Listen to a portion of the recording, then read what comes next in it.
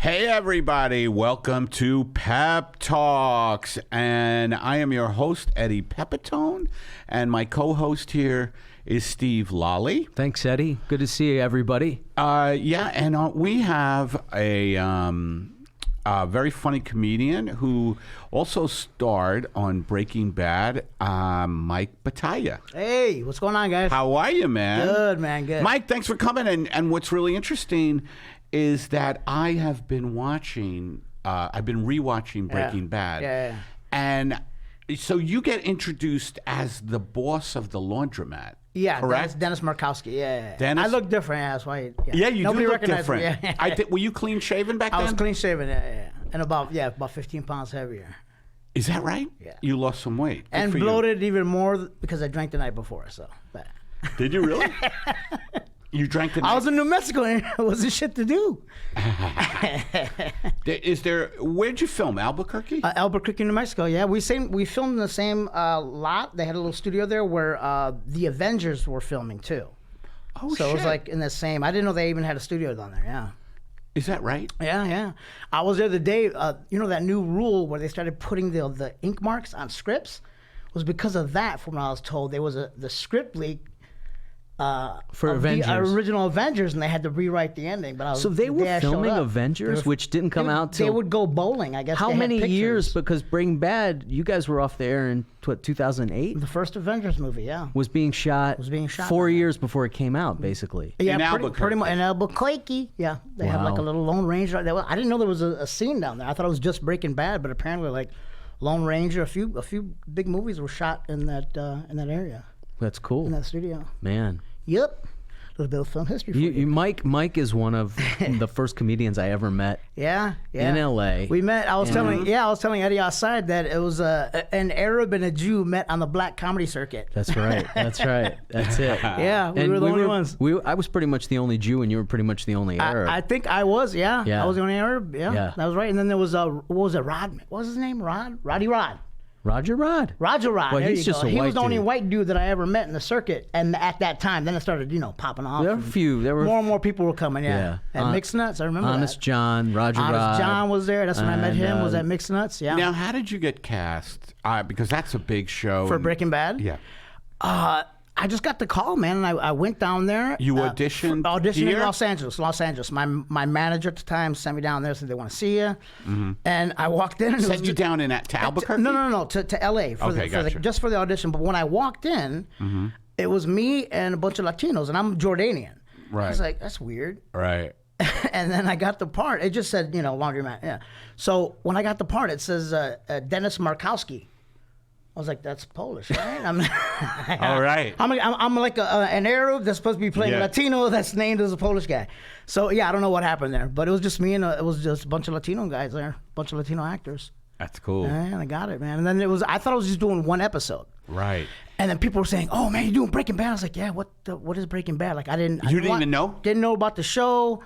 This was like the third. Probably better that you didn't know. I didn't watch a lot of TV, and I didn't know the phenomenon behind it. And like everybody, I mentioned it to them, hey, you doing Breaking Bad? And I go, yeah, what the fuck? Mm-hmm. Still didn't watch it. And then when I was told I was coming back for another, I think I did three. So when I was coming back for the second, I was like, let me watch at least an episode just to get an idea of what the vibe is, so I don't look like an asshole when I go back, And then I watched the first episode.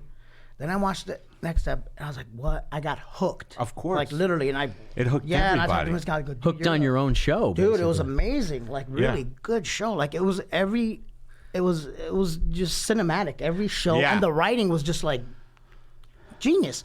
And the fourth and fifth season, I've never watched a character and hated and loved and hated so goddamn much. You watched the whole series, right? Yeah, I've watched, especially the fifth season. I was just like, holy shit.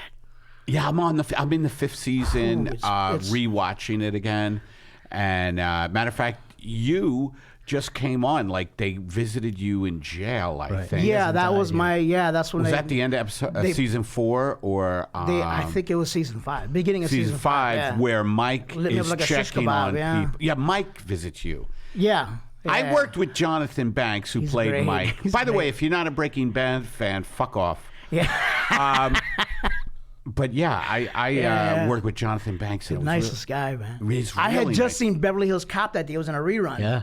I go, dude, I just saw you. He was the heavy. Yeah, I In totally Beverly forgot it Hills was Cop? him. Dude, he was the bad guy in a He was lot the of bad 80s guy. movies. If By you the go way, back, he was the it'll cop. hit you. You're like, he was the cop who in dies. Airplane, he was the board control guy. Like on the computer, he had like a really smart. But he's like 48 pops up. hours. He's the 48 cop who hours. dies in Nick Nolte. They go into in the first scene of the movie. yeah. They go into the hotel with the hookers, and he gets killed. Yeah, I just didn't dawn on me until I went. I go, you were in Beverly Hills? He goes, yeah, it was a fun role. Like just played. He doesn't cool. suffer fools gladly because on the set of Community, this British director, okay, can we do that again? And he was like, why? Yeah. Why do we have to do that again? And I was like, oh, this is a guy after my own heart because I can't stand the way things are over-directed in TV. He was one of the few actors I was really and I've worked so big with, but I was intimidated by him. And I kept fucking up that speech to him. In their jail? Dude, yes, I couldn't get it right because I don't know why I was just intimidated by him. I'm like, why am I Did you scared of this drink the fucking night guy? before? No, that was a different. It was cocaine. Then I'm just kidding. But he goes, look at me. He goes, you're gonna be all right. Oh, I was like, it was like, yeah. I wanted to cuddle with him after that. He was just the nicest guy, man. Yeah. But he like calmed me down. I think he could see that I was. yeah. Who else have you worked with? You said you worked with some big. Adam Sandler and Ray Romano did his show, and Tony Shalhoub was one of my heroes. I love Shalhoub. He's just Dude. amazing, dude. I love Tony Shalhoub. Yeah. He's just the nicest guy. He just does anything. He could do anything as an He actor. is one of the best actors. You ever see The Big Night, Yeah, man. dude? Right? Big Night is a movie with Stanley Tucci. Little Tony known movie, but it's a gem. It's a gem. It's gem. about two brothers who come from Italy. Yeah. And they open a restaurant Stanley in New Jersey. Stanley Tucci, I love. Dude, if you're a foodie too, if you're out there and you're a foodie, Yeah. you're gonna drop your pants when you're watching that movie. It's- Yep. Louis Prima too. There's a lot of Louis Prima's- Prima dude, references. But saw it. the food scenes, the way they shot, I was just like, ugh. Were you in Big Night? No. I was saying that Tony Shalhoub was in Big Night. That's why. We were talking about I that. acted with him. Oh, I had did a you? small part in Monk. Oh yeah. Were you on Monk or no? never on Monk. Just in that movie. Which one? It was called American East with Saeed Badria. He's like the Egyptian guy that's always in the Farley Brothers movie. The heavy accented guy, really don't know. intimidating. He's like the poster boy for the terrorist guys in Oh, okay. 90s movies. He was Yeah. the guy. Right. He's like the Godfather. Everybody gets on the floor. Like That he was, guy. He was that guy. Yeah. What did you do on My Monk? dad Eddie? did that a lot. Huh? What were you on Monk? I was a Monk, played by Shalhoub. Yeah. Didn't want to take care of somebody's dog, and I was from animal control, and so I got to tell you, I am not intimidated by like being on different. Yeah, right. sets, Because you've been around people. But I was intimidated because first of all, I watched the show all the time, and I love Shalhoub. I've never seen And that show. Ted Levine, the guy who played Buffalo Bob in Silence of the Oh, Lambs. shit. oh, him. he was on there. He was on there, and he does not suffer fools gladly. Oh yeah. Either. He Like seems I missed my cue seems like at it. one point, and he goes, "Where are you?" But he was super cool, super nice guy. But like, don't fuck up. You know what I mean? Yeah. Like, Well, let's you be know. Well, professional. were you intimidated by Shalhoub as well, or just this guy? Well, I was because, I was intimidated. I don't know if that's the word, but very kind of starstruck. Yeah, oh, okay. You know, and usually I don't really care. See, that I much. was intimidated with Banks, like as a human being. It wasn't an acting thing. I wasn't intimidated really? as an actor. I was intimidated his presence. You didn't get that vibe off him? Like you were just like, oh, I can't fuck with this guy. You know, he was so nice to me. I remember He was nice though when he started talking. Like, hey, you're gonna be fine. Yeah, Like, I know. But I didn't. before that, I didn't get that. Maybe because he I was scared. He was in the same scene, but me and him. Yeah. I think we had one line together, but this was in Community. yeah. And we started just talking about acting. Yeah. And he just started. He gave me. Actually, I think he gave me some advice. The role I was playing and the way to say a line, and I said thank you, and he said, "Yeah, isn't it amazing what we do?" And he started talking about the process of acting. I love that shit. It was great. When somebody like that you don't expect to have that conversation with, they just Yeah. really. But it's funny because you're on one of the being on Breaking Bad. So Yeah. so you did the laundromat thing, and then Mike visited you in jail. Were you in another And then episode? Did you ever get killed? Yeah, he got killed. You did get killed. I was teasing because Vince Gilligan knew I was Arab, right? So everybody, that's when they did the Godfather scene when Walter is like standing by the window and he did like a homage to Godfather. So that sequence when he told the Nazis to kill everybody in jail, they're killing everybody. Played out like the Godfather I scene. forgot. I haven't seen that yet. If you watch it, he admitted that in an interview, but that was what he was going for. Gilligan? An homage to Godfather when Walter makes I can't believe Gilligan came so far because that Gilligan's Island wasn't that good. Yeah, it was overrated. You know what I mean? He picked himself up and he fucking went forward. No, it's a big stretch to go from Gilligan's Island to Breaking. Like I know, dude. You don't Skipper, see that. and then all of a sudden You're tagging that you joke. see- You're yeah. keeping going with that. You seen Jaleel White try to Just make not a one transition off from wasn't Urkel, enough. and it doesn't work. He does have such a great straight face. Who else did you work with? So when they killed you, So they killed me. He stabbed everybody, and then when it came to me, he lit me on fire. Oh shit! And I said, "Did you do that because I'm Arab? Like I'm shish kebab or something?" He goes, "Maybe." Maybe. he does like little nods, but Is he pretty cool? Yeah, he's great, really humble. He's from. I did another TV show of his called Battle Creek. It was a short-lived series about the cops based in Battle Creek, Michigan. This is how cool of a guy he is. He co-wrote that. Get up on the mic, I'm Mike. sorry. He co-wrote that before he run on X-Files, before he did anything. He had a buddy who was a writing partner with who they used to go to Battle Creek, Michigan and spend summer camp there. Okay. So they wrote that. Nothing ever happened. Vince's career takes off. After Breaking Bad, he gets a deal for CBS. He goes, digs in the crate, picks up that pilot, and they bought it. And he calls his buddy up, and then they do Battle Creek. Did they do it? Yeah, and For how long? he offered me a role on there. I got a role on there. Oh, nice. Yeah, what the guy's from White Castle, Harold and Kumar. What's the guy's name? The Indian guy. I forgot. Cal Penn. Cal Penn was in it, and I think Josh Duhamel. How long did it last? Josh Duhamel. I think only two seasons. It did last 2 seasons. 2 seasons, yeah. And it was, about cops in Michigan. cops in Battle Creek, Michigan. Oh, But it was yeah? based because he used to go to Battle Creek, Michigan a lot. Yeah. Was it a gritty drama or what was it? I didn't watch it. Sorry. Sorry, Vince. I love that you don't watch Just like the us shit. with our I watch Better Call Saul. I watch Better Call Saul a little bit. You know, it would be But I funny don't if a watch it on baseball TV. player, who was, let's say, on the Cubs, was like, I never watched a game. I don't even know. He doesn't know what place He's on they're the in. Cubs, right? He's on the Cubs. He doesn't know what place they're in. He gets texts like, we have a game today. Yeah, How do you type like of the shit. manager, Joe Madden? Never met him. He's in the Don't know moment. him, He's you in the know. moment. We passed each other. Yeah. I passed Madden one. You know the past is the past. Is Joe Madden still the manager? of the No, Cubs?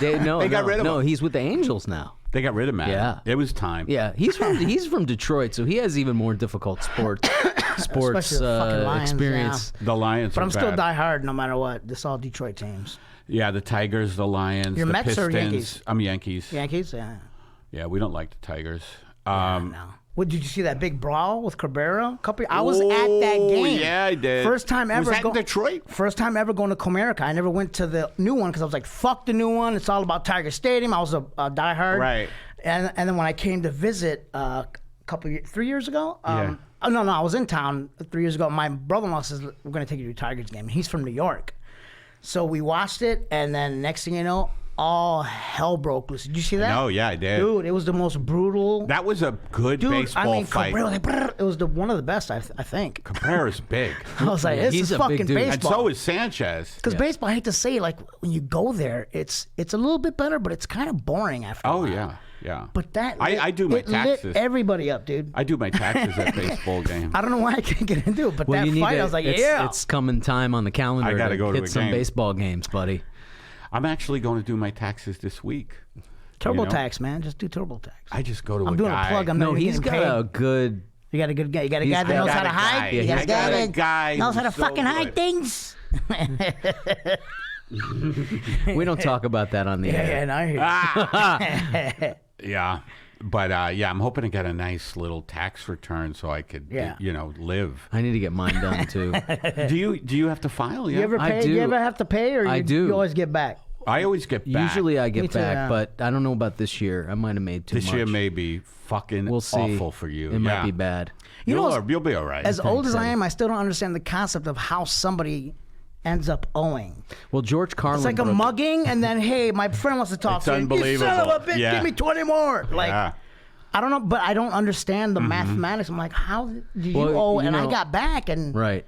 Well, you know, the rich people, Carlin said, the rich people do none of the work and pay none of the taxes. The middle class do all the work and pay all the taxes. And the poor people are basically there just to scare the shit out of the middle class so they'll keep showing up at their fucking jobs.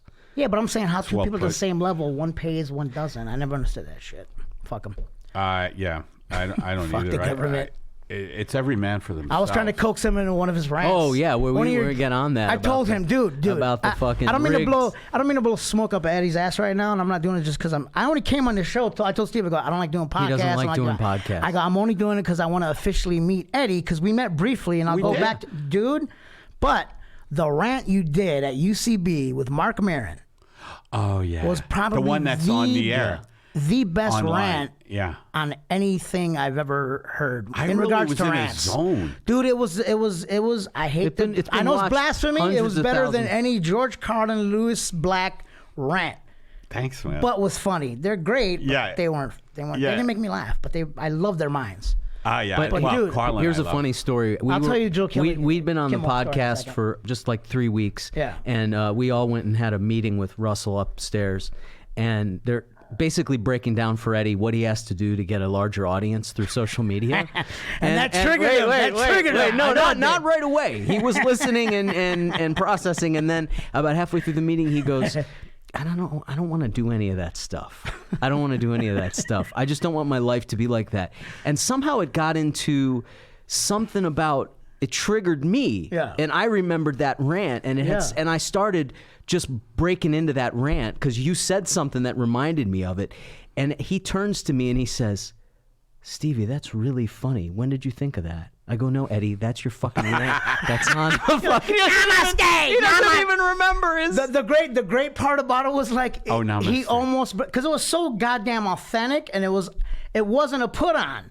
I felt that. I was like, this guy got so much fucking angst. No. Oh, you saw it online? I felt it through YouTube. I'm watching that rant. It's got like 100. Yeah, several hundred thousand. Dude, it was just like, I was like, there's so much shit coming from him right now. But the genius part was like, and these fucking people, and this is my bead, namaste. And then he would go right back and then refer to the beads when he was going too crazy. That's what I like to do. I was like, holy shit. I like to go, into it. When I'm and then really you snapped yourself. That was the genius part for me. I'm sorry, but I had to tell you that. Thanks. I had to tell you that. When I'm really into a rant, I like to go up and down with it. Like, mother. Oh, and by the way, this is an Apple Watch. That's what it was. It's an Apple Watch. He does it on the podcast. That's what it was. Too. That's what it was. But we met at the Improv years ago. Oh, okay. Didn't know anything about you. Never just. Right. Yes. You didn't watch any. I didn't know improv sets. I just never. This is probably though. This is like 20 years ago. Jill Kimmel. Had a show once a month at the Improv. And I don't know if she's still doing it. No. But, okay, so Sarah, she had like some good hitters on there. And I didn't know at the time she was related to, Jimmy. Is she? Yeah, I think they're sister and brother. Oh, shit. So, but it wasn't kind of told, but I'm pretty sure. I'm not wrong on this. Right. So anyway, so it was such and such, and then Sarah Silverman, and then me, and then you. Oh, is that right? And holy shit, and I was telling Steve, I was just watching you, and I was like, and you did something. I think you said you had maybe some, like you wrote one of your Twitters out on paper. Ah. Do you remember that? Yeah. Okay, and you What was I like? One of my tweets. Yeah. I think you just. These are my tweets. Either you screamed or you just screamed out, "Why?" Oh yes. And then he went back and just tossed it aside. And just didn't make any reference. I said, you got to keep them brief. Yeah. Yeah. And I just stood there, I was like, what the fuck is this? Like, I'd never seen anything like it. And then I had to talk, like, I was going to leave, and I was like, I got to say something to this guy. And so I walked by, you walked by me. It wasn't rude of you, but I told Steve, I go, hey, what's up? I go, how you doing? And you go, yeah, how you doing? It's kind of pushed me, but you didn't. No, I didn't. But you were kind of in a rush. I go, that was great. Did I just get off stage? I'm out of my mind when I get off stage. Yeah, I turned into a fucking fanboy at that moment. I caught myself. I was like, oh, that was an asshole move, what I did. Like, he's trying to decompress. I'm like, hey, Eddie, I'm liking. And I was doing that type of shit. And so then I started. How long ago was that? Dude, that was. Shit, it had to be. It had to have been 8, 9 years ago. Oh, okay, yeah, 8 or 9. And then I Not started. 20. Yeah, Yeah, Steve and then I would Pepitone. see you. I think you. I wasn't on the show, but I was there at the M Bar, and I just would see you. But mostly, thank God for YouTube, I just started researching. I was like, I didn't realize until after the fact that you used to do skits on Conan as an audience. Right. Okay, Yes. that it didn't click until later.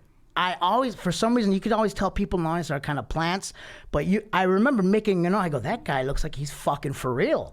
You know what I mean? Like the way you did it. You suck, Conan. Like I was like, Yeah. whoa. And then it dawned on me after I met. I was like, oh fuck. And I go, that's the guy. And then I started watching. I saw Bitter Buddha and just That was a everything. really good gig for me, the Conan gig, Dude.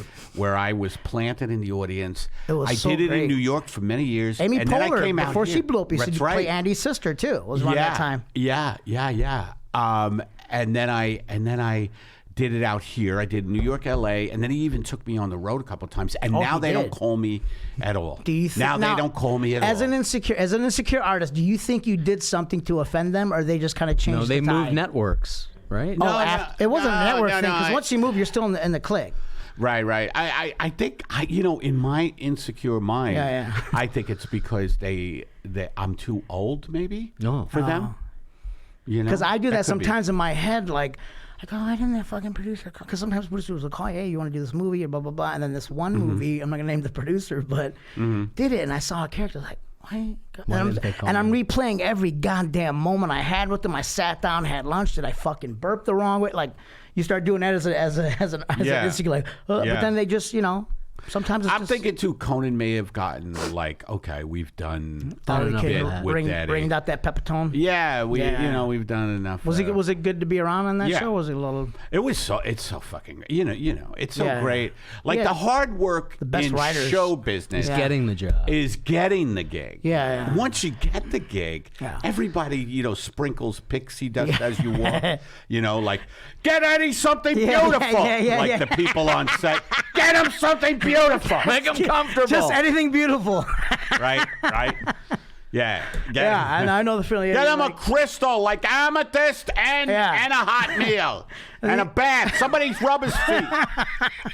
And I'm not even, No, but Conan, yeah, all those He gigs just are has pretty good. he had the best writers. Him Yeah. and Letterman had just top notch writers. Yeah, man. I like Conan because he's out there. He's a little crazy, His sketches. He's funny. He took big risks with his sketches, man. Yeah, and this guy they all paid off. This guy Brian Stack, who now writes for Colbert, used to write for me all the time, and that may have been something to do Because he with it. left, right. He went to Colbert. He used to write for you in what sense? Like help He you with wrote some of the your fucking- stand-up comedy bits? No, or the Conan- your the stuff Conan- bit? the My Conan. Conan bits Yeah, he wrote on specifically. Conan, Oh yeah. wow. Yeah, but so he really now we have ads, Mike, that we Yeah. read. me to They're read written one? by our producer Matt Rasamoto, who's currently. Are you asking me to shill a product for you? I'll do it. I don't mind being a whore. We have had people do that. We have, but there's only one ad though. well, why not? Oh, okay. You want me to do it? You want to do it? I think you should do it. All right, We can do it together. You can do half. I'll do half. easy there, Easy Batayeh. there. corporate shill. We need. I don't even know what this Spanbauer. You just got to go with it. All right, Spanbauer corn liquor. Wisconsin is world renowned. Wisconsin, between Illinois and Michigan, is world renowned for many things, but no generous export from the great land of the North, right of Kansas, is richer, truer, or more American than fine Wisconsin corn liquor, and no brand more respected than Spanbauer. As you fight your body reflexes Who's the marketing and team force on that a one? swig of fine Spanbauer corn liquor into your gullet, you are tasting proud Wisconsin history, Eddie. A recipe hasn't changed since the Austro-Hungarian Empire needed something to degrease its tank threads. When hobos discovered Spanbauer mechanical solvent also got them drunk, Wisconsin corn liquor and the cholera outbreak of 1917 were born. Party the way Wisconsin does, with a glass of corn liquor and covered with the tangy jetsam of your own bodily ejecta. Spanbauer corn liquor. All those dead hobos can't be wrong.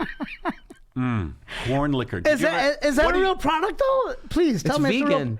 It's a real product. Are you really? People really think this shit's real? I thought it was a real product, and you guys were just writing that. By the way, he's one of the script for it. I'm very people who gullible. actually watch and follow our podcast. I get You do? texts. I get texts Yeah. from him. Hey, that was a good one today. I was when he had Trenton Stewart on the show. Do you know that? When You Were Gone. Podcast when I you were had- gone, bald black dude. Okay, that came from a post of Steve, and then I made a joke, and then Trenton, who knows us from the Black Circuit, him and Steve got into it, and I was like, I know that Steve has a good heart. He didn't mean it, so I kind of linked him, and then it ended up in I don't know if it was a message, but I was like King Hussein between Netanyahu and you know. He was trying to be a I was a peacemaker. negotiator between Palestine and Israel type shit. Was Trenton mad at you? He was a little disappointed. He said. Yeah, in what Steve I had said. called Obama Uncle Tom Obama over the election stuff, over the meddling with Sanders. And he took it wrong. I was like, well, a lot of Steve people doesn't took it mean that. wrong. It turned into a very heated thread. I told him, I said, And- listen, Steve loves black people. He doesn't No. like Mexicans, but black people he's cool with, man. So don't think at any point Steve is a racist. No, I brought Trenton on so we could have the conversation and kind of put it. Let me. I watched that one full, but the other podcasts I've watched a couple. Yeah, here. you The know, writer, when I Dan, first came on, Yeah, when when I you first I came was on, watching you a few, were yeah. texting me that you liked the show. Didn't you have Dan? Oh shit, the writer. Wasn't he the writer of Community? I'm thinking. Dan Harmon? Yeah, didn't you have him on here? No. Or you had another writer on here? I can't No, remember the no, writer's no, name. no, It wasn't him. All right, He was in he's- that ilk. He's Yeah, yeah. he's a fan. But I watched, people. yeah. Mike is a fan of our podcast, but not Yeah, that yeah. closely. I was more impressed to go, how the fuck did Eddie Pepitone take you under his wing? Oh, thanks, Batayeh. That's a great. I'm just kidding. No, I was excited. I was like, oh, dude. That's what your friends, by he's the like way, one of my people at home. favorites, I'm just That's kidding. how your Oh, friends. we will- get some calls. No, I told him, I go, We get some calls, everybody. No, I was excited for We Steve. get letters. We get calls. How did you and Steve meet? How did this come about? We met in the Comedy Store parking lot. Introduced by Sam Tripoli. Yep. Oh, dude. Yeah, I love fucking Sam. Yeah, yeah. And we just hit it off. And I was just changing my podcast from me just like being in my car and talking into my phone going, I'm just anxious. That was your podcast? Yeah, more or less. A So lot of you people like actually, that. so the pep talk actually started pre-Steve? Yeah. Oh, okay. It definitely did. Nice. And then Steve came aboard. And look, if you want to, now we're going to play some messages. If you want to leave a message for the podcast, it's 424-262-0904, 424-262-0904. We're going to go to a couple of calls right now. This one was very interesting. And here we go. Hi, this is Sarah McKenna with Career Builder. The reason I'm calling is because I specialize in working with staffing and recruiting firms, helping them build strategies to reduce time to hire and to build an effective pipeline of talent with our recruiting solutions. We just did a huge revamp here at Career Builder and have released promotional pricing for the solutions. So I wanted to see if you had 15 minutes this week for me to show you some new ways we're helping organizations like yours make more hires. Please give me a call at 312-264-9811. Again, Sarah McKenna with Career Builder at 312-264-9811. I look forward to hearing from you, and I hope you have a great day. I never heard a telemarketer leave a message on We a show should before. totally. Interesting. We should Call make her the back, next yeah. episode. Call her The back. next episode, we should call her on the Yeah, air. yeah. Can we do that? Do it now. No. Now. I think that's the first time in history I've heard a That's the telemarketer first leave time. them. That's the first time we've ever had that happen. Did you know that was happening, or that was your No. first time hearing that? And I saw it before, and I was hear like, "What the fuck is this shit?" Now I want to talk to you about that call for a little bit. And by the way, these are the kind of calls we get. And We've never had a call like I know, but I appreciate a call like that. Now, what's interesting is to analyze that call. Yeah. If you listen to that call, she had the TV on in the background. She sounded like Charlie Brown's teacher, Eddie. She was definitely a soccer mom. Like, Yes. had a little She's- break, the kids she's sleeping. reading and from a she's side hustle. Yeah, that's her side That's hustle. right. It's a side hustle. Yeah, of course. She's reading from a script. It's a good woman. She's reading from a script, just going, and we want to, we want to see if you have 15 minutes to speak to me and show you some new ways. We help it. And it would be good if she ended it. And I loved your man on Mark Maron. Yeah. And then that would at least get me interested. But I mean, when you please give me a call, I'm Sarah McKenna with Career Built. I mean, was it's these flying. fucking. She was flying through it. Well, it Well, a wasn't lot just of them that. are on dope. The A lot of connection- them are on. You couldn't even hear her. The It's connection like was- it's like being with a prostitute. Like, just play the game, honey. Give me some emotion when you're calling. me at least when you're trying to sell me something. All right, now here's some real calls. But anyway, that was Save just that, too Eddie. funny. We need to call her next week. That was hilarious. You guys should call her and let her know you're on. She's on the I'm air all for afterwards. All right, I don't know. This one seemed weird. All right, here we go. Here's one. Hi, guys. My question is, do you guys ever rewatch your podcast?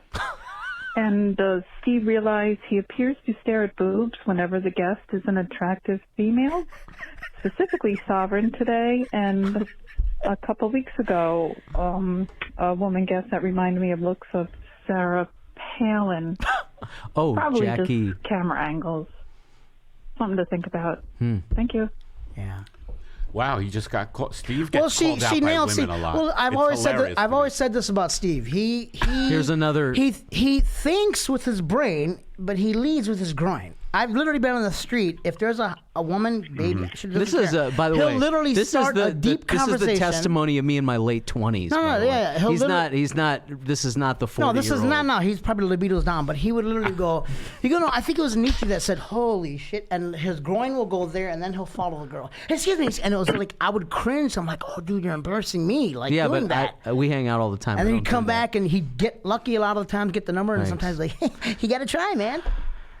Yeah. Like he'd even go up to a mother with the story. He's like, "Oh, cute kid." So anyway, I was like, "Steve," This is great. but I loved him though. I have no defense. But If- what about This was back in the 20s. Were you Sovereign's I wasn't, is though, attractive. but I wasn't, no. It was just maybe the camera, angle. You know what it could be also is sometimes the monitor's right there. So sometimes I catch a glance of myself or you, That's Eddie, a or good something. Me and Too. that That's a could- good Me Too answer. I like that. That was smart. Thank you. That was You're very smart. you're my Jordanian. He's always thinking ahead. This guy. Yeah, planning. I love Steve. All right. Yeah, so you were caught staring at boobs, according to our caller there. She's I should just She be wants like, us to rewatch. oh, do I watch the podcast? Do you So that's yeah, a good let's question. say, So I've been asked to put in markers for advertising in our podcasts, and I've had to go back now and listen to the podcast. And neither Eddie and I, we were talking about this before the podcast. We'd have never watched our podcast. What are markers, if you don't mind me? It's an I'm not hip with advertise. that. It's a spot for advertising to go. Oh, It's so a like at a certain clip, you Yeah, Yeah, at a right, certain right. point in the podcast, it's a good you place. decide to put it. But oh, okay. right. But I have to actually critically listen to the podcast in order to find a spot that's appropriate for the marker. Okay. And which means I had to go back and listen to our podcast, and I was really shocked at how good our podcast is. It's really What was your impressions of our podcast? it was like professional. Yeah. I mean, it was Yeah. like I would want to listen to it. It was interesting and engaging, and it was good. How many You did guys listen- accent each other well, because I just did what I was about to say that he doesn't do. It was like talked over you just now. Sorry, I was saying that like most, duo podcasts, they Talk over. kind of don't listen to each other sometimes, and they start. Oh, blah, blah, blah," and they cut him off. I'm like, he was about to say something really good, and then they cut him off. But you guys really bounce off each other really well. Yeah. So how many did you listen to? 3. 3 of them? Who were our guests? The Just so- last 3, so Sovereign, and then the 2 before that. I went back from the catalog from the most recent because I figured those will be the ones that people are watching. One was more. just me and you, I think. One was just me and you, and then 2 were I forget, Jackie and maybe Sovereign. Okay. What number is this? I was like 250th or something. What number is this? Do you know, Emma? I don't. Yeah, well, Wow. it's getting It's up been that there. long? though. It's getting up there. But It's been a long time. Holy shit. Yeah, but we're finally starting. Once a week? Yeah, once a week. Just once a we week. don't do. We That's were tolerable. thinking about. Did you see that Matt sent a text today saying, "Did you want to do 2 episodes?" I didn't today?" see that. Oh yeah, we keep you out of the loop. All right, here's another. Here's another call. Hey, Eddie. Hey, Steve. This is Jacob all the way in Mesa, Arizona, where everybody has a car accident. At least He's so once a high. month. I was reading a book by Angela Davis called Our Prison's Obsolete. She was talking about how all of these Jim Crow institutions, like slavery and segregation, were all just accepted as a fact of life in a civil society. Yep. And she argues that prison is one of these. That this institution that locks droves of black and brown people in cages is just the same as those. And I'm totally a prison abolitionist. I want to know if you guys had any thoughts on that. That's interesting. Peace. Peace. Yeah, I definitely am not. The way we're incarcerating people is not good. It's not good. The way, I mean, just throwing everybody in fucking jail and the violent. A stat I heard recently is that most people who are in jail are not violent offenders. Like these fucking horrible drug laws that were passed during the Clinton years. And Reagan, by the way. And Reagan, but Clinton, I think, 94 bill. crime bill. Aren't they being a little bit more lenient on nonviolent crimes in the past couple of years? Hope so. I know in a few states. I know Well, in Michigan, all these fucking prisons now. They're big business. especially the marijuana law. People that were in the marijuana, under the marijuana laws are getting released now and Oh, are they? expunged. Yeah, quite a few in Michigan have. I know that, and I think Thank God. I think in California, if I'm not mistaken, which somebody was saying that's what's adding to the homeless problem. They're all getting shoved out in the streets. Really? I heard these old guys talking about it in a cafe. That's how I know, but I could be full Yeah. of shit, or they could be full of shit. But that's what they're attesting it to. Yeah. Well, the crime in America, the real crime in America, is to be poor. Oh yeah, And if it's you're always been a class war. oh yeah, It's always been a class war. Nobody fucking understands camouflaged in a race war. That's they camouflaged the race war. But listen, I grew up in Detroit. It was my neighborhood was mainly Latino, but they had black, white, Arab, a couple. But we all kind of we were in the same boat. Right. We were in the same boat, Right. So you got along? big time. Good. And the reason why it was a class war. It's always been a class war. There was some brothers that would come and hang and go slumming in the hood with me and my drug dealer buddies. They weren't from the hood. They weren't from the hood, but they thought they had a pass at certain words. The affectionate word of the N. It was a nigga, we did that. But one of them, he cracked it. One of my friends cracked a joke, and this guy goes, "Oh, you crazy?" He goes, "The fuck you say to me?" And gave him the ass kicking of a lifetime. Oh my. You ain't earned that word, homie. And that's what the line was. And I was like, it's not a race thing. Because the white guys would be calling the black dudes, and they'd be black dudes would call the white guys in the neighborhood, "What's up, nigga? What's up?" It was a term of endearment. For people who knew each other Yeah, personally when you're in the from hood, your when you grow neighborhood. up in that environment. And then that's when you realize it's really it's a class war, goddammit. It's a class war. And I hate when people are on social media, it's a race. And if they were white I go, no, man, I'm telling you, it's up here, down here. Because I guarantee you, Jay-Z ain't up there with them getting called the N-word left and right. Yeah. You know what I'm saying? Yeah. It just baffles the mind, but the people down here are a little soft in the brain. They're falling for that shit. But it's always been a class war, in my opinion. Because I know you're going to get calls probably saying, "It's full of shit," No. They don't want to hear that truth. No, that's where we come from. They don't want to too. hear that truth, but that's the fucking truth. I'm sorry. And Well, this country right now, it is so. I mean, the gloves are off as far as class war. I mean, it's the getting rich. more blatant too. With up top, they're being more blatant about it, Yeah, they are, and they don't it's- give a fuck now. And you're right. It's wrapped in racism. It's always been. because Trump's followers are all about this racist shit. And meanwhile, they're getting fucked royally by Trump when Yeah. he does these Tax incredible breaks. tax cuts for his rich Yeah, of Which, course. by the way, billionaires. he tax- did what he said that career politicians do. He did the exact same thing. He's like the guy talking to the drunk chick at the bar at the end of the night and trying to coax her, and then he gets what he wants. The next day he doesn't call her again. Oh, yeah. So he did the exact same thing. He promised the people he promised to, got their votes. Well, they're and still fuck waiting. off. They're still waiting for their phone But call. here's what pisses a lot me of off. those drunk chicks are Here's- still waiting for yeah, their yeah. phone Oh, call. yeah, they're always going to be waiting. But here's what really upsets me, especially I'll go back to social media when I see some of my so-called intelligent friends doing the blanket statement of, if you support Trump, you support you're a white supremacist. You're white. I go, okay, I know quite a few black people. I know quite a few Mexican people.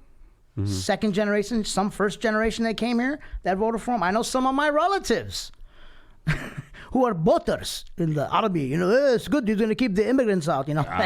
It's like, it's not about that. It's about, he was talking like people were waiting to hear politicians talk. Like they weren't Unfiltered, politicians. but more eloquent, but just not as politician-y. Yeah. that fucking spiel that they do. And that's a lot of them voted for him for that reason. Because he seems like he's genuine.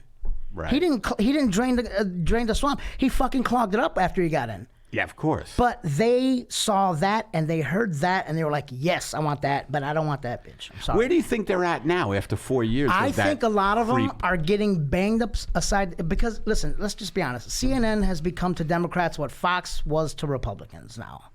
They've gone the sensational route, and it's fucking horrendous. Yeah, it is horrendous. Don Lemon is what Bill O'Reilly was to Fox. He's turning into that now. It's horrible. So I think they're getting brainwashed, and they just don't want to face the truth. Like telling your somebody, their son, he is a drug addict. Not my son. They have that tone to them. They're gonna protect them because, especially on social media, they don't want to backpedal because everybody's watching. You have a quote unquote intellectual debate with them, proving them wrong, do more research, do this, do that, but they won't waver. People don't want to admit they're It's wrong. out of pride. They won't waver. They will literally vote that motherfucker again, and hopefully for World War III happens, they don't care. But hey, at least I made my point. You know what? Go ahead, Eddie. I was just going to say They won't research. The only Democrat CNN won't get behind is Bernie Sanders. I love Tulsi. I love Tulsi A little too. bit more than Bernie. I hate to say it. Right, but Tulsi kind of faded. I would love to see her on Here's the ticket. idea. He's great with domestic policy. She's great with foreign policy. That would be the Secretary perfect of ticket. State. That would be the perfect ticket, I think. That's just me. Yeah. All the research I've done on I think the only ones that had integrity was Bernie, her, and I was on the fence with Andrew Yang until he dropped out. And then he I'm not into the Palestinian-Israeli conflict, but the fact that he kind of threw the Palestinian people under the bus. Did Yang throw the Palestinian people under the bus? He did. He kind of backed off about, well, not every Palestinian should be able to go back to Palestine and visit and do this and do that. I was like, it's about human rights. It's not about Palestinians. Listen. That's right. What the Nazis did to the Jews are not doing that to the Palestinians. I hate when people say that. It's offensive to the Holocaust survivors when you say that. Right. But there are some human rights violations that Netanyahu has to answer for. Big time. And it's just human. It's just human rights. So the fact that he did that means that he would have done it to any other oppressed group. Yeah. And that's why I was like, and I wonder why I was on the fence with him. That was a little. Everything else, he was great. I thought he was great. Yeah. What were you going to say? I was going to say about 10 years ago, there was this thing people I've seemed to have forgotten about. Was a big deal then, but now it's been forgotten. It's called Occupy Wall Street. Do you remember that? Oh, I sure do. Occupy Wall Street. Remember who was mayor of New York? You were back there. then? Yeah. You were? I was. Yeah. Him and what's his? James Adonia. Adonia, yeah. So Bloomberg swept people away. That was Bloomberg. It was Bloomberg. Power? Was he swept people away and sanitized the streets and said it's unsanitary that for these people to be here. You want to talk about a class war? Go ahead. Well, Yeah. what I was going to say is those people didn't go away. What happened was that Occupy Wall Street, however you want to say it, the energy of it or the spirit of it manifests itself now in Bernie Sanders and the Democratic Party. That's where it's manifested itself. And all of those people, by the way, they have brothers and sisters who are of voting age now, and they're all they all know the veil's being pulled off. And I believe that's what's happening to the Democratic Party as they're coming apart. Because the left or the pretend left didn't want to face that Occupy Wall Street movement, which was fucking huge, by the way, and was taking place in every city. But I will be the devil's advocate here. I have to say, this generation, and going back to that, they're not good at protesting. The United States are not good. No. I'm saying generation-wise. Like in the civil rights era, that was probably the last good protest that actually made change. But I'm going to go back to the Occupy Wall Street. I was hearing rumors, and I read a couple articles, and I don't know if there's any validity to them, but rape and shit, rape, theft, mugging. You wonder how much of that is disinformation. They were turning on their own. That's the part but now, flash forward to the 1 million Pussy Hat March, and it instead of being serious and having people take bullshit. you and having the people that you're marching towards take you serious, they can't see signs of lick my pussy or wearing a giant pussy. It's like it's almost a caricature of the protest, and they're going to be like, that's a good fuck point. them. They're going to forget within a week. No, or something else. They got to be angry. You got to be on the street. You have to be serious. You have to be serious. Like the the silent French, protest. The silent protest recently in Venezuela. Ooh, what happened? It was in Venezuela or somewhere, but they literally silent protest, standing in front of the cops. Not one person uttered a word. There's footage of it. I wish I That would could remember. scare the fuck This happened out of- a month, but they ended up changing. I think the PM or somebody like stepped down because of that. It was a good move. You got to keep the because people they in see power. how organized you are, and it's scary when they see an organized it's protest. well. This is how scary. We haven't done organized this is how protests in scary forever. it is. Starts out great, but I mean, Eagles you know, take I'm over. not a centrist, but Republicans fucking lose their mind when NFL players take a knee during the national anthem. So, you know, what is going to come out of this? I'm not a fucking prognosticator, but my idea is, even if, let's say Bernie Sanders wins the nomination but loses to Trump. Let's say Bernie Sanders gets fucked by the Democratic Party. Either of those are plausible plausible outcomes. Yeah. But all of those young people who are no longer living in a politically sedate drift toward fascism, which was 40 years from fucking Reagan to Obama, and they're going to get out and they're going to run for office, Eddie. They're going to run for office. AOC is a good example of they're that. going to be 25, 50. They're going to be a lot of AOCs. Yeah. So there is some reason to be hopeful, even though Australia's on fire and Antarctica's experiencing spring temperatures. But listen, all those politicians, you have to remember, started out as young, wide-eyed, I'm going to change the world. Then they get in. Some of them get jaded. Some of them see how much money they could be making on the side and blah, blah, blah. And, hey, these guys really matter. The corporate guys tapping on my shoulder. Yeah. Some of that will And happen, what have but- these people had actually done for me down here? Mike, not in our But lifetime. a lot Mike, of them think not that in way, not though, in our Steve. lifetime have No. we seen a candidate be able to raise hundreds of millions of dollars Bernie's off of yeah, my yeah. $18 that I.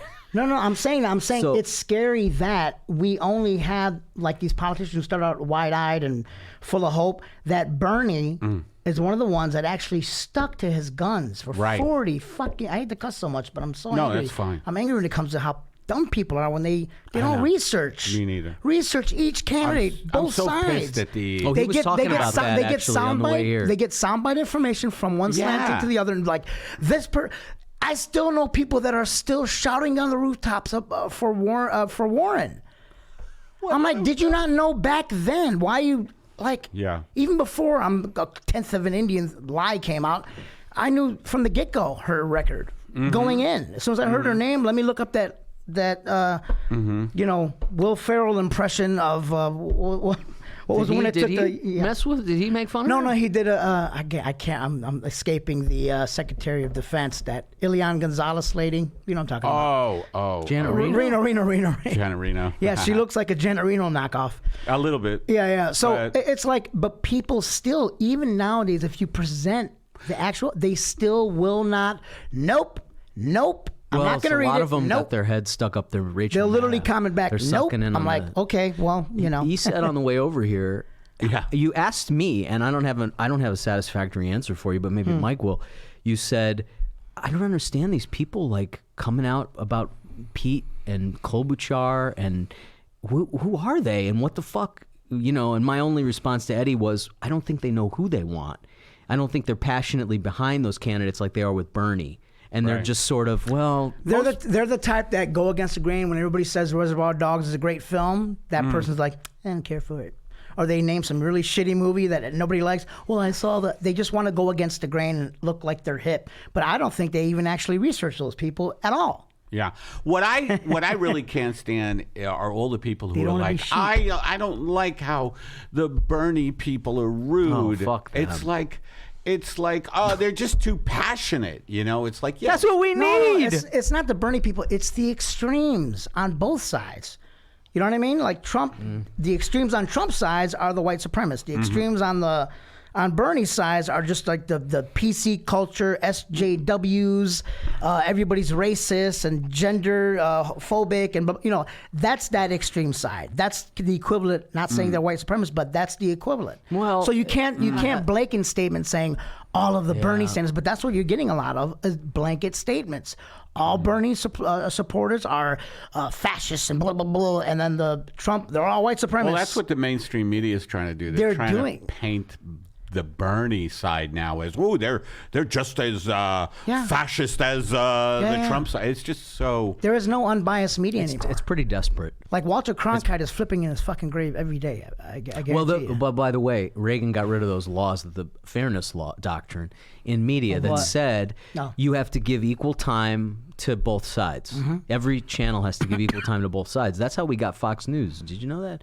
We got Fox News because he did away with that, and then the conservatives were like, "We need our own channel." Yeah, somebody figured it out. But what goes on with the corporate media, with the corporate media, is that they want to trumpet the interest of their fucking bosses, and their bosses want a candidate who is not going to, rock the boat. And Sanders is like, we're going to fucking have Medicare for people. We're going to have free education for people, health care, all that stuff. And they're like, whoa. Don't squeeze the tit that we're feeding. We donated to Joe Biden, by the way, MSNBC, Comcast. Yeah. If you look at you can look up the executives at Comcast. And they're donating to Biden. They all donated the maximum amount possible to Joe Biden, which is hilarious because he's about to be done. He's about to leave. He's about to be done. If he does win, he's going to be... Listen, say what you want about Trump. He is the best goddamn political debater you can get, even if he's not right. Oh, he's going to destroy Joe Biden. He does. He's the one that created the mic drop moments that every candidate's doing now.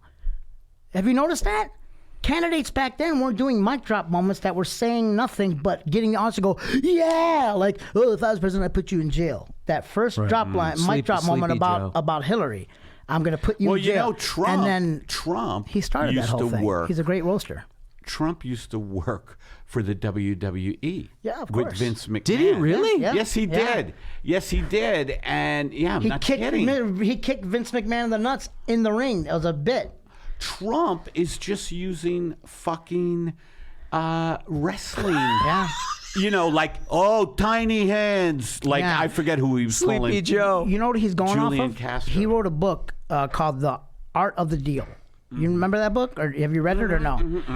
I saw him speak here years ago with that guy, Kurosawa, the real estate guy. They had a thing at a convention, the annex thing. Went with a girlfriend of mine, saw Trump speak, and he was great. He wasn't like he is now. He was very funny and charming and gave this guy a break. Hey, give me your card, I'll get you a job, because he rushed the stage and security rushed him. Great. I got his book, read it, and it breaks down his tactics for business. The walk away technique, the belittling technique, take your time, don't make eye contact. I started watching his process going through these debates and his rise and doing sniper fire on everybody in that Republican debate stage.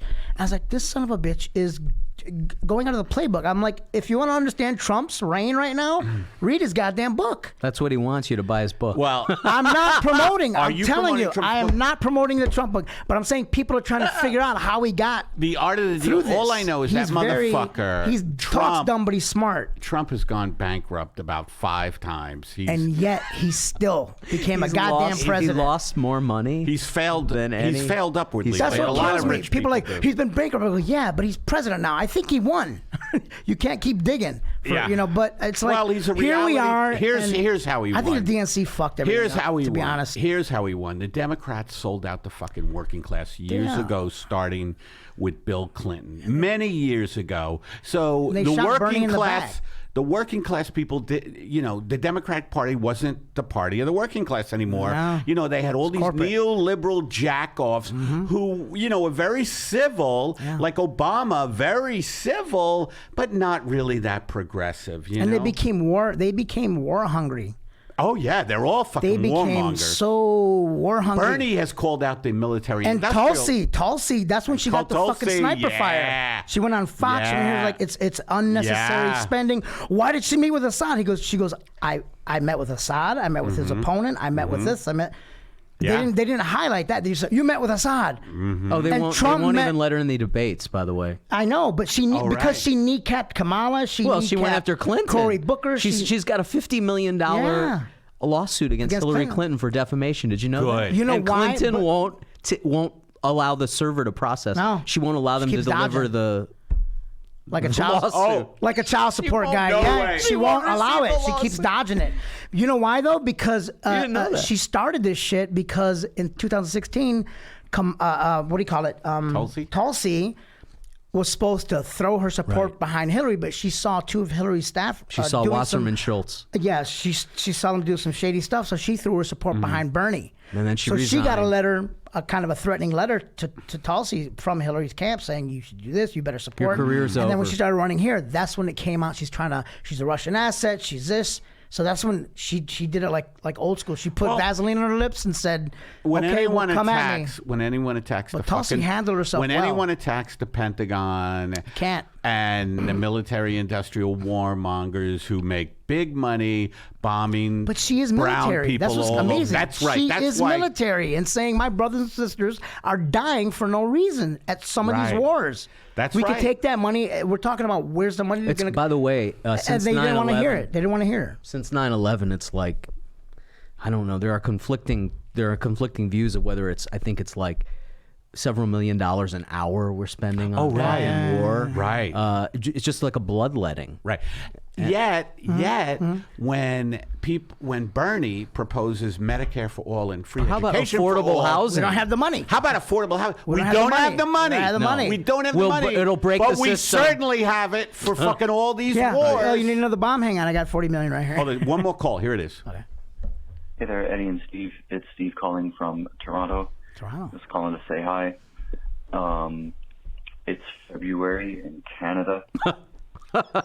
And a middle-aged man's thoughts turn to nobody wants what I have to give, that kind of thing. But here's my question. Do you remember where you were when you first heard the word deliverables? And what went through your mind when you heard it? Okay, awesome call. have a great show. Bye. Once in a while, we get a call that good. I never heard a first half cry for help suicide call, and then Steve ending is like great, that. but was he awesome. set it up. He's one of our regulars. He's great. He set it awesome. up. It's February in Canada. That's awesome. And a middle Of course, you're going to be suicidal. That's awesome. You know, winter, man. Well, you're living Detroit back east Yeah. in Detroit. Oh, it's fucking. It gets dark horrible. early. Yeah. It's cold. Seasonal depression disorder. Right? Yeah. What do you do with A lot that? of people. I don't get it. You don't get it. No. I can handle the weather. It's just the goddamn ice and snow. Like it stops being fun. Snow stops being after a certain age when you can't shag behind cars anymore. That's when snow stops being fun. Yeah. You have to actually drive in it. Driving and That's Well, the warming black- up the your black car ice. 45 minutes before you leave the house. That shit, yeah. Having your car running. Yeah. I remember those days. My dad. But used winter's the most beautiful season. I mean, you just at night, the white. I like that. Yeah. The holy shit, the 45 minutes in the car, cussing God out. Well, we both have a commonality. We both really like when it's overcast and sort of rainy in LA and cold. nice. Because it's different. It's nice. Because it's different. But it's not like you have to warm your car up 45 minutes before you leave, Emma, what minute are we on? 57. Oh, not we're bad. 3 Wow. minutes away from. I went quick. I have nothing to promote. You don't. Steve jumped on that. I had a shitload of shows in January. I just want to vent this. I had a shitload of shows in January. I did really good. And, it gets a little depressing as a comic when nobody's booking your shit but you, and you get a bunch of stuff, and then you look forward to February and fuck, man, I can't do this all on my own. I mean, it would be nice to have somebody, booking you? Yeah, or just setting up. I don't know. I got some dates in March. Like an but agent, you mean, or just having I promoters guess you already could say know an about agent you? or just people like, you're really funny. Hey, we got this show going on, which was January. I guess I should be grateful for January and not bitter about February. But yeah, you know what you got to do? You got to get your own TV show, and then people will know who you are. thank you, Mike. And then you you'll will get be booked. on that. And then TV you'll get booked. You will be on that. I hate TV when people show. do that. I hate when your relatives don't understand the business. It's like, why don't you be in the movie with the Tom Cruise? I'm like, I don't know, Auntie. Why don't I'll call him. Maybe I'll call him. Yeah, but I don't know why it doesn't go like this. Do you have anything to promote? No, I'm not doing any stand-up in town while I'm here. You're not doing any stand-up. Just in town. How long are you in I'm just town doing for? until the night of the 18th. The night This of is the only 18th. yeah. Okay. I'm just So here you're for in like a couple town. meetings and stuff like that. But I love seeing meetings out friends. here. They're very. We have a meeting tomorrow. At least you get fed. You know what I mean? If Yeah, nothing, we did if nothing get comes fed. out of it, By at the least way, you get fed. That was the first meeting that we ever. They fed us. I know. They bought us lunch. Fucking A, baby. You So we're moving on up to. What do you got? You got all kinds I got of shit. stuff. to I got move. stuff. Now you should go to eddiepepitone.com. I'm going to be in Santa Cruz the 21st. Well, before that, the 20th, I'll be at JR's Comedy Club in Santa Clarita, and then February 21st, DNA's Comedy Lab in Santa Cruz. February 23rd. Nope, 23rd. That's to be determined. February 26th. And March 26th, I am going to be with JT Habersat. And JT's going to be on all those other shows. He books me, my buddy JT. He's a great booker. Bird City Comedy Festival in Phoenix, the 26th and 27th. And then I'll be in Skankfest, March 28th and 29th. I'll also be at South by Southwest, March 15 through 18. And then I'm going to go to Tennessee. Just look at eddiepepitone.com. I'm going to be traveling a lot, and I'm here at the Comedy Store and the Improv in town. Tonight I'll be at the Comedy Store if you're watching this live. I'm going to be in the original room. I think I have a 10:45 spot. I want to thank Mike Batayeh today. Thank you, sir. On one of my, probably my favorite show ever, Breaking Bad. I think you're so lucky Yeah, man, it was fun. to have been on that show, and you should watch it. It's a good show. I did. I watched it. Steve Lally, Yeah, thanks, Eddie. thank you again. Things are coming up roses for us, I think. Yeah. They really are. We have a meeting tomorrow, and it should go very well. Amen. You know, we have a meeting about a show. Yep. Can we say what the show is? No, let's not talk about it on the Okay. air yet. You know, Fuck you. We're not you don't talking about wanna it, YouTube. Have bad luck, you know. Hey, on air, I'm putting Eddie on the spot. We're gonna get a picture together. Oh, what On about air. me? I don't get to be in the I'm big. saying, come, squeeze in. I Here. can't. I Here, don't right see here, right myself. here, right There I here. am. I'm right here. All right. I'm coming. Here we go. There we go. There we go. Yeah. All right, everybody. Thank you, and we'll see you next week on Pep Talks. That was good social media stuff there. Oh, sorry. I hate asking afterwards because I feel like, oh, shit's done.